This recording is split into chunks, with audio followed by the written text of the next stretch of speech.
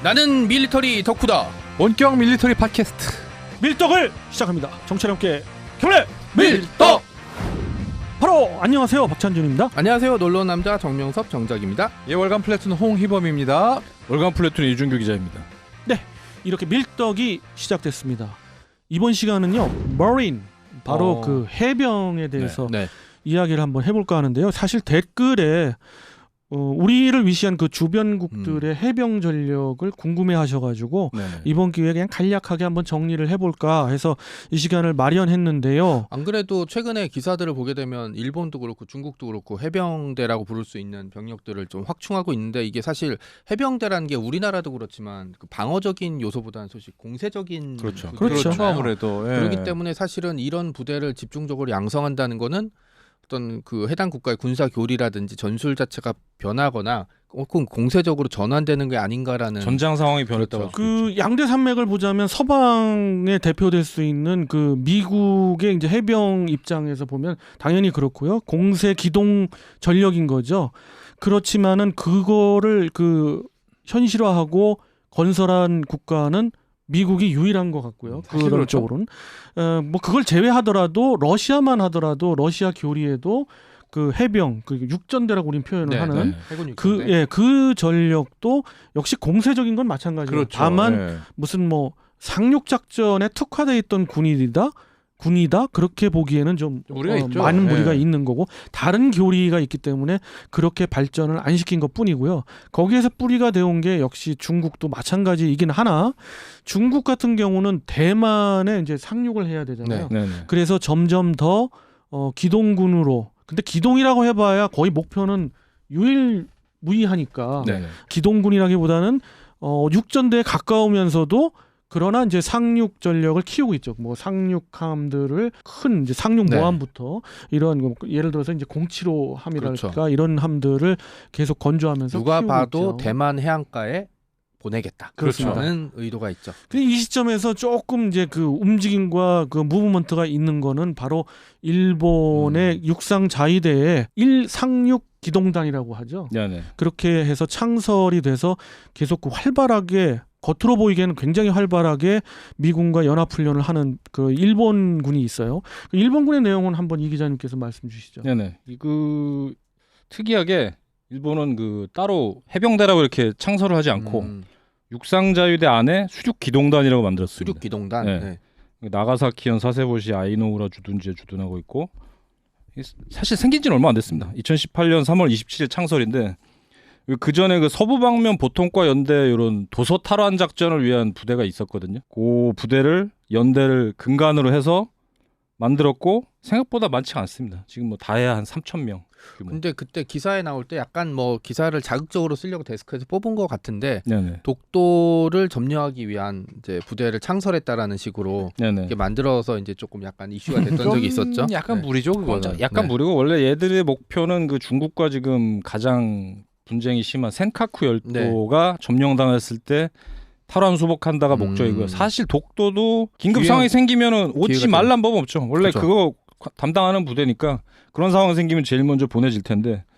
하여튼 일본은 뭐 중국, 러시아, 한국 아주 다 건드리네요. 다 건드리죠. 그래서 그 뭐 강습 수송함이라고 표현하는 그 함정도 이제 세 척이 있는데, 그런 거는 이제 홋카이도 만에 하나 이제 그 러시아 침범 때 이제 홋카이도의 병력 수송을 위해서 만든 건데, 거기에 이제 좀 개조를 하거나 이즈모급을 위시한 뭐 전개를 할 수 있는 부분들을 좀 개조해서, 결국은 상륙 기동 부대라면 일단 상륙 장갑 차량이 있어야 돼요. 그래서 이제 급히 이제 그 일본에서 AAV 그 상륙 장갑 차량을 58대를 도입하기로 했는데, 아직 전부 도입은 안 하고요. 이제 절반 이상 도입이 된 거로 이제 축차적으로 도입을 하고 있습니다. 그리고 그것도 그거 외에 지금 국산으로 일본제 그 상륙 장갑차를 개발하겠다는 계획도 있었고, 그다음에 지금 제일 부러운 게 일본은 V-22 오스프리가 있어가지고 오스프리 이걸 샀죠. 가지고 3차원 기동훈련을 하고 있다는 부분이 우리나라는 언제 살 건지 참. 그게 어떤 거예요? 그 틸트로터기라고 해서 네네. 이렇게 헬기처럼 수직으로 프로펠러가 올라가서 뛰었다가 프로펠러가 앞으로 이렇게 딱 하면 굉장히 빠른 속도로 날 수 일반 있습니다. 그 프로펠러 비행기처럼 갈 수 있는. 그 보통 헬기의 작전 항속거리보다 한 3배 정도? 네, 꽤 길고 속도도 빠르고. 그래서 일단 상륙 작전을 할 때 빠른 전개가 가능하다는 게 헬기보다 더 빨리 기동할 수 있으니까요. 그런 건 수송량도 많고요. 네. 그런 거는 이제 그 상륙 모함 부대를 해안에서 최대한 멀리 띄울 수 있어서 이제 대한 미사일이라든지 그 이제 공격으로부터 안전할 수 있는 그런 장점이 있죠. 많은 또 그 밀리 매니아 분들의 이야기, 다른 한쪽의 얘기는 사실 그런 입체 상륙 기동전의 한계가 분명히 있기 때문에 미 해병도 이제 그 저번에도 한번 소개해드렸지만 개념을 바꾸고 있잖아요. 그런데 일본은 이제 거기 따라가기 바쁜 거죠.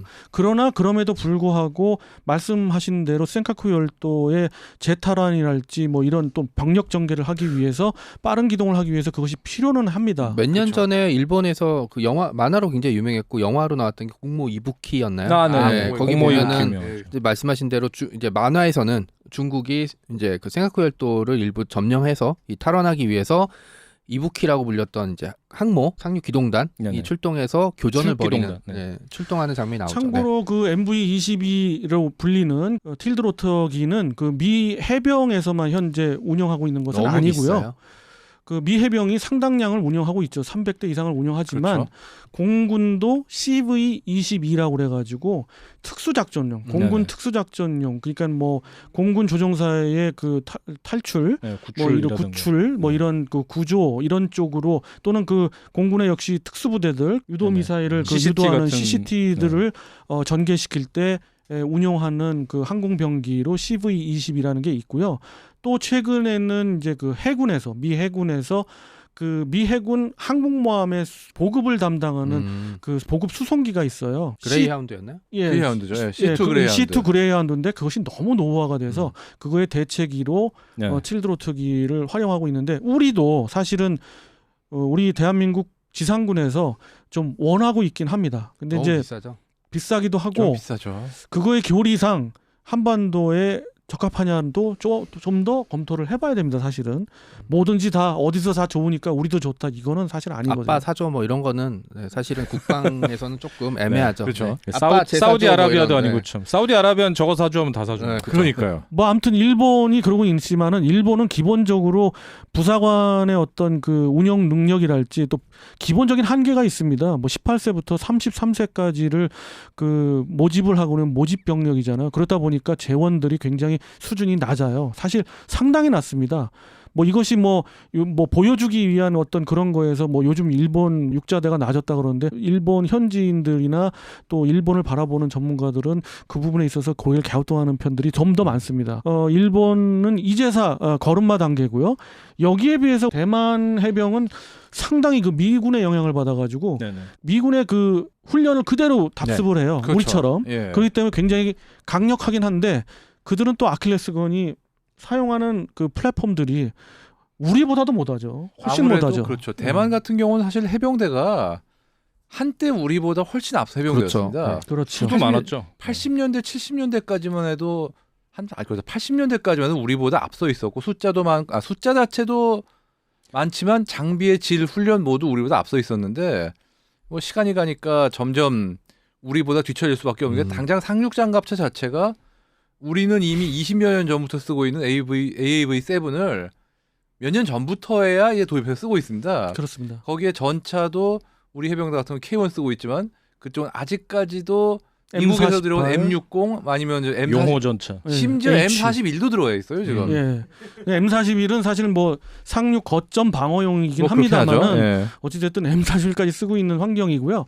이래서 그 대만은 사실 대만의 유도 무기가 굉장히 발달됐잖아요. 유도 무기가 있기 전까지는 해병을 왜 키웠느냐? 해병을 그 긴급 전개해서 욕심을 부리자면 샨샤댐까지 가서 파괴하려고 하는 그런 그 특수전 전력으로 키운 건데 결국은 지금은 그 상륙 방어 또는 그 섬 이름 뭐죠? 잘해봤자 금문도 진먼섬에 파견해서 굉장히 특화된 그런 부대로 키우고 있는 그러니까 일종의 신속대 응군이 돼 있죠 지금. 그렇습니다. 그 대만의 그 해군 병력은 규모는 한 어느 정도 돼요? 일단 전체 병력 규모 한 9,000명 정도 됩니다. 그러니까 사단이 안 되고요. 사단이 안 되고 여단 규모라고 보시면 되고요. 좀 더 큰 여단 규모. 그렇죠. 그리고 지원 부대들도 짜임새 있게 갖춰져 있지는 않습니다. 왜냐하면은 그 대만 인구가 그래도 우리보다 한 절반 정도밖에 안 되고 대만도 이제 징병제에서 모병제로 이제 전환을 이제 했기 때문에 사실은 병력 전체를 이제 좀 축소될 수밖에 없죠. 네. 또 건너가 보겠습니다. 이번에는 러시아 쪽 한번 가보는데 네. 러시아는 아시다시피 상륙 교리가 좀 그런 것들은 없고요. 네네. 그러나 그 거의 그 해군의 그 돌격 부대식으로 해군 보병 운영되고 핵심 있어요. 자체가 해군 보병이죠. 예, 뭐 러시아. 2차 세계 대전 같은 데서도 많이 청취자분들이 보셨겠지만 그런 게 계속 발달돼서 운영하고 있는 거고요. 각 그 함대당 1개 여단씩을 지금 현재 편제하고 있습니다. 그렇지만은 그게 전성기 때 그랬고 지금은 여단이라고 보기에는 좀 민낯이 좀 그렇죠. 붉어지는. 이게 여대를 왜냐면 빙자한 대대 한창 때는 2만 명 정도였는데 지금은 병력 부족으로 9천 명 정도 아닌가. 뭐 대만이랑 거의 비슷하네요. 네네. 그리고 전 기억나는 게 체첸이랑 전쟁할 때 1차 전쟁할 때 러시아군이 정말 그 속된 말로 완전 박살이 났었는데 그나마 러시아 부대 중에서 체첸군이 봤을 때 잘 싸웠던 부대 중에 꼽은 게 이제 해군 보병대라고 하더라고요. 원래 그 블랙데스라고 검은 죽음이라 부르는데 검은 수병복을 옛날에 입어서. 근데 절대 후퇴 않는다가 목표죠. 그러니까 러시아 느낌이다. 네. 전 세계 해군 실제로 독일군과 싸우다가 전멸한 애도 꽤 많습니다. 항복 안 하고. 그러니까 이게 아마 상륙을 하면 퇴각을 못 하니까 그런지 몰라도 미국 해병서부터 우리나라 해병이나 다들 이런 말하면 그렇지만 약간 이 좀 상태들이 이제 안 좋은 분들이 많아요. 일당백으로 싸우는 그렇죠. 감투 정신은 인정해야죠. 그래서 전 세계에서 양성할 수 있을 국가마다 사실 해병대라는 병종 자체 뭐 어떤 이름이 들었던 간에 이거를 양성할 수 있는 국가가 사실은 많지가 않거든요. 뭐 장비라든지 훈련이 그렇죠. 있어야 되기 때문에 그러니까 이런 거를 할 수 있는 나라들이 하는 이유가 이렇게 그 해병이라는 이름자가 붙으면 사실은 다른 병종보다 잘 싸우는 사례들이 굉장히 많아요. 아무래도 그렇죠. 러시아 해군 보병도 그렇고 뭐 대만군도 마찬가지고. 쉽게 말해서 미국도 뭔가 일이 터지면 제일 먼저 보내는 부대가 미 해병대입니다. 그러니까 항모 어디 있어? 그다음에 해병대 언제 그다음에 보낼 수 해병대부터 있어? 보내죠. 네. 미국의 각 전 세계에 있는 미국의 대사관들을 지키는 부대가 바로 해병대잖아요. 그렇죠. 그런 거에 벌써 알 수 있는데 자, 뭐 이러니까 이제 또 이제 중국으로 넘어갈 수밖에 없는데 중국은 이제 뭐 양서 여단 뭐 이렇게 불리는데 해군 육전대 이렇게. 요즘 보니까 아주 그냥 뭐 태평양을 뭐 집어삼키겠다 야욕이 그러고 굉장하더라고요. 예. 원래 중국 해군 육전대가 옛날에 그 수륙양용 작전군 시절에는 11만 명이나 됐어요. 11만. 예. 이게 왜 이랬냐면은 대만 침공 위해서. 근데 57년에 대만 침공 포기하면서 확 줄여버리죠. 사실상 해체했었죠. 네, 지금은 다시 대만 침공을 위해서 특화되고 있습니다. 물론 이제 병력이 아닌 장비로 우리 그 서방 쪽에 그 AAV가 있다면 그들은 그 성능보다 더한 그러니까 이제 물에서의 그 속도는 더 나갑니다. 그리고 여러 가지 면에서 뭐 탑승 인원이 좀 적고 이런 어떤 장단점이 있는데 대규모로 키우기 위해서 그런 장비들을 계속 확충하고 있고요. ZBD-2000이라고 그 장갑차가 있는데 수륙양 장갑차 그걸 메인 장비로. 예. 그래서 요 주의해야 될 것 중에 한 국가가 바로 중국의 그 해병 전력, 그러니까 양서 여단들이고요. 한간에는 그 3개 그 함대에 역시 러시아와 마찬가지로 1개 여단씩 배속이 됐었는데 집중적으로 대만을 타겟으로 하고 있는 군구에 집중하고 있어요. 그런 걸 볼 때 대만 침공을 위한 특화된 부대로 계속 그 발전해 나가고 있는 추세긴 합니다. 네. 그럼 우리도 요주해야죠. 네, 저쪽을 또 그 중국 육전대를 지금 주목해야 되는 게 지금 현재로서 12,000명 규모인데요. 2016년에 발표한 그 군 확장 계획에 따르면 앞으로 10만 명으로 늘릴 겁니다. 어이구. 다시 늘리는 거네 옛날 시절로. 네, 다시 늘리고 이게 왜냐면은 대만이 목표인 것도 있는데 스프레틀리 군도. 그렇죠. 지금은 목표는 스플리틀 군도뿐만 아니라 미국과 그 외 동남아시아 지역과 모두 마찰했잖아요. 거기를 일단 그 분쟁이 붙으면 이것만 보내서 점령할 수 있는 그런 능력을 키우겠다는 거예요. 이게 무슨 사포도 아니고 마찰을 좋아해. 그리고 기들의 기본 아주 최상의 목표인 그 제2도련선을 넘어가는 뭐 최종적인 도련선까지 가려면 결국은 육상에서 깃발을 꽂아야 되잖아요. 그러기 위해서는 해병 전력을 미 해병의 그 교리를 따라가는 공격적인 공세 기동의 부대로 바꿔야 되기 때문에 이런 양적 질적 능력을 하고 그러니까 있고요. 좀 웃긴 게 소련군의 군사 교리는 대한민국 육군이 가장 잘 받아들이고 미해군 교리는 또 중국이 또 이렇게 따라가는 것 같아요. 그렇죠. 남의 떡이 커 보이는 거죠. 이런. 파워 넘버 2니까 한마디로 이제 미해병들을 압도하겠다 이거죠. 수에서부터 장비까지 그냥. 자 이제 좀 더 특이한 마지막 그 주변국이자 우리의 주적 그쵸. 알려진 그 북한 인민군의 우리로 불리는 해병이 그들은 뭘까요? 해상 저격여단. 그렇죠. 해상 저격여단이고요. 해상 저격여단은 서해 함대, 동해 함대의 한 개 부대씩 그 여단, 해상 저격여단이 있는데 약 7,000에서 8,000명으로 이제 구성돼 있고요. 대대가 이제 뭐 많이 늘어날 때는 뭐 6, 7개 대대 편제이기도 한데 지금 통상은 5개 대대 편제로 알려져 있습니다. 이들은 공기 부양정을 네. 통해서 기습 상륙을 노리고 있고요. 교두보가 확보하는 것이 그들의 임무고 교두가 확보되는 다음에 전과 확대는 그 후속 부대들한테 맡기고 있는 편이죠. 그렇기 때문에 굉장히 단순하긴 해요. 그러나 해상 저격여단이라는 부대 명칭이 이야기하듯 특수부대로 이제 키우고 있죠. 참고로 북한에서 저격여단이라고 하면은 진짜 뭐 저격수들이 모였다는 뜻은 아니고 쉽게 얘기해서 특수부대라는 호칭을 그렇게 부르는 것뿐입니다. 사실상 혼동하지 소련군에서 온 않습니다. 명칭이고요. 소련군이 원래 보병부대를 저격사단이라고 많이 불렀거든요. 그렇죠.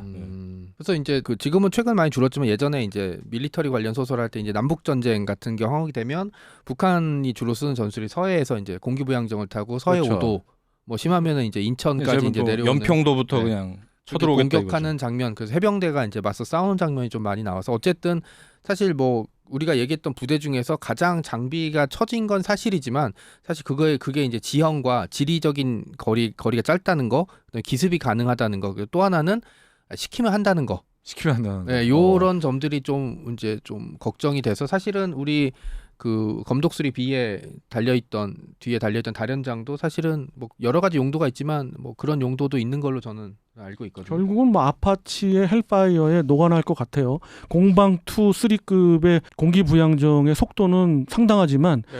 그것들이 굉장히 대규모로 침투해야 그나마 교두보를 확보할 수 있는 궁금한 능력이 점인데 있죠. 그 공기부양정의 그 공기 스커트 부분 있잖아요. 네. 여기를 총으로 쏘면 구멍이 나나요? 안 나요. 안 나요? 예. 안 나요. 나도 큰 영향 없어요. 네, 총알 정도. 큰 영향 없고 14.5mm 이상 맞아야 그나마 그래서 예. 성룡형이 영화에서 이렇게 칼로 이렇게 찢어버렸구나 거기를. 칼로 찢었어요? 그 뭐였지 호주에서 나온 영화 보면 난 이렇게 몰랐는데. 칼로 이렇게 차로 해서 옆으로 북 긁고 만약에 갖고. 찢었으면 그 공기부양정은 상당히 그 후진 건데. 네, 그렇죠. 그냥 어디 유원지에서 그렇죠. 타는 네. 거겠죠. 뭐 좀- 영화니까요. 그 2중 3중의 겹으로 돼 있고요. 이 부분도 뭐 그 방탄 수준까지는 아니지만은 소총탄 정도는 구멍이 뚫려도 구멍이 탁 나는 게 아니라 어느 정도는 자체 메워지겠- 메워져요. 그러니까 이중으로 돼 있기 때문에 그 안에 있는 것이 또 이제 커버를 그쵸, 하는 네. 거죠. 그러나 이제 그 굉장한 그 지속 사격을 받는다든가 그 또 뭐 대구경의 포를 맞는다든가 아니면 한포 사격에는 녹아날 수밖에 아무래도 없는데 중장갑을 할 수가 없기 때문에 포격이나 총격에 결국은 탑승부획과 기관실은 취약할 수밖에 없어요. 그래서 생각보다 느릴 것 같아요. 굉장히 빠릅니다. 굉장히 빠른데. 그들의 빨라요? 네. 네, 그 공방급의 장점 하나는 상당한 속력을 자랑하고 지형이 구애를 안 받고 어느 정도 지형만 되면 바로 상륙이 될 수 있는 그게 지뢰로도 안전하고요. 그게 공기부양정의 특징인데 그것도 또 대량으로 갖고 있긴 합니다만은 그것들이 전에도 한번 소개드렸습니다만은 40명에서 60명을 꽉꽉 꾸여서 끼워 넣을 수 있는 수준이기 때문에 각종 중무장의 기갑 차량들은 아예 수송 자체가 안 되죠. 불가능하기 네. 때문에 그냥 딱 보병 딱 이동. 보병이죠. 네, 이 부분은 우리의 그 어떤 대비가 충분히 돼 있고요.